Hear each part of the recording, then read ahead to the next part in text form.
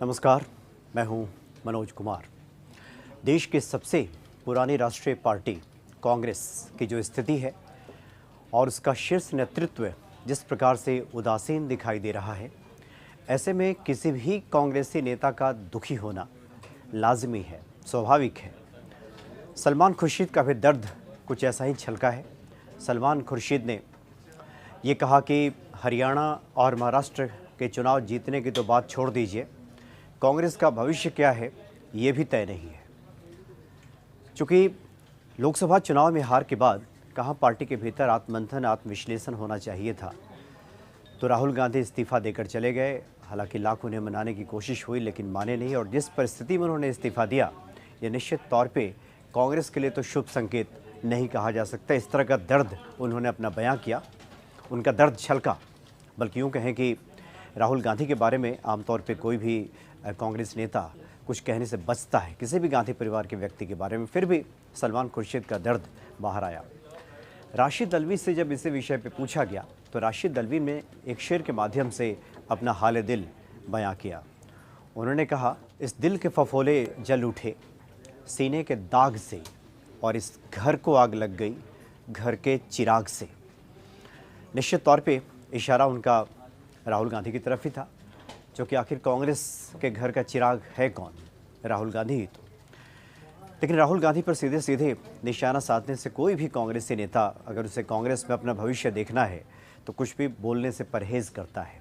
लिहाजा उन्होंने खुद में सुधार किया, अपनी बातों का अर्थ बदला और ये कहा कि मेरे कहने का तात्पर्य यह है कि कांग्रेस के नेता जिस प्रकार से अलग अलग सुर अलाप रहे हैं, अलग अलग सबका अपना स्वर है, अलग अलग बातें सुनाई दे रही है, ये कांग्रेस के लिए ठीक नहीं है।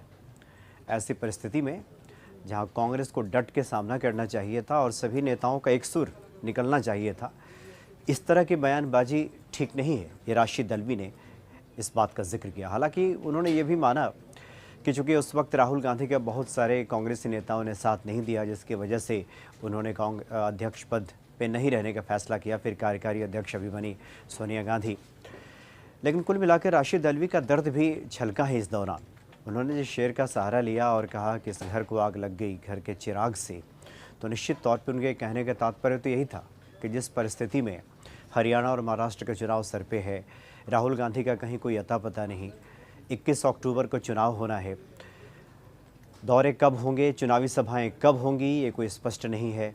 प्रियंका गांधी की तरफ से भी यही बात सामने आई है कि राहुल गांधी और सोनिया गांधी जब वहाँ चुनावी सभाएं करेंगी तो 3-4 जगहों पे इस तरह का जिक्र है, इस तरह की बातें सामने आई है कि प्रियंका गांधी भी रोड शो वगैरह करेंगी। यानी कुल मिलाकर जो खींचतान है कांग्रेस में, अंतर्कलह की स्थिति दिखाई दे रही है, चाहे हरियाणा में या फिर महाराष्ट्र में।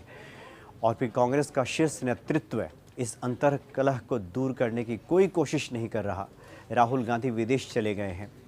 हालांकि ये कहा जा रहा है कि 3-4 दिनों के बाद लौटेंगे तो कुछ सभाएं उनकी शुरू होंगी। पहले से तय सभाएं थी कि 10 तारीख से लेकर लगभग 1 सप्ताह का दौरा उनका हरियाणा और महाराष्ट्र दोनों राज्यों में मिला करके होगा।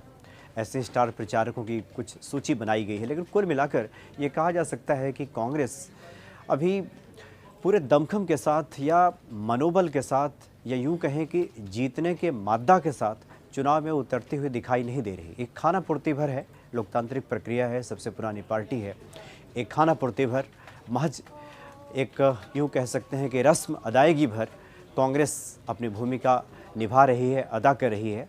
और शायद इसी वजह से सलमान खुर्शीद का यह दर्द छलका। हालांकि राशिद अल्वी का भी कहने के तात्पर्य वही था, लेकिन राशिद अल्वी ने शेर के माध्यम से अपना हाल दिल बयां किया। लेकिन बाद में फिर राहुल गांधी को थोड़ा बचा ले गए और उन्होंने कहा कि जो कांग्रेस के नेताओं का सुर इस विपरीत परिस्थिति में, जबकि चुनाव सर पे हो, कम से कम एक राग, एक सुर होना चाहिए कम से कम कांग्रेस के नेताओं का।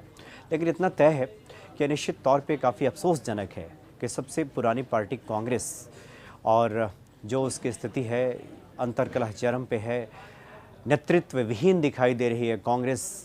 चुनाव में महज एक खानापूर्ति, एक रस्म अदायगी भर दिखाई दे रहा है कांग्रेस की। ऐसे में इस तरह के सवाल खड़े होना निश्चित तौर पे लाजमी है और कांग्रेस के लिए तो नुकसानदेह है ही। पूरे एक लोकतांत्रिक प्रक्रिया के लिहाज से भी कहें तो ये एक शुभ संकेत नहीं कहा जा सकता। और रह रहकर ये कांग्रेस के नेताओं का दर्द जो बाहर आता है, छलकता है, ये निश्चित तौर पे एक स्वाभाविक, ये कह सकते हैं एक स्वाभाविक इसकी परिणति इसकी कह सकते हैं। फिलहाल इतना ही, नमस्कार। इन खबर चैनल को सब्सक्राइब करें और बेल आइकन दबाना ना भूलें।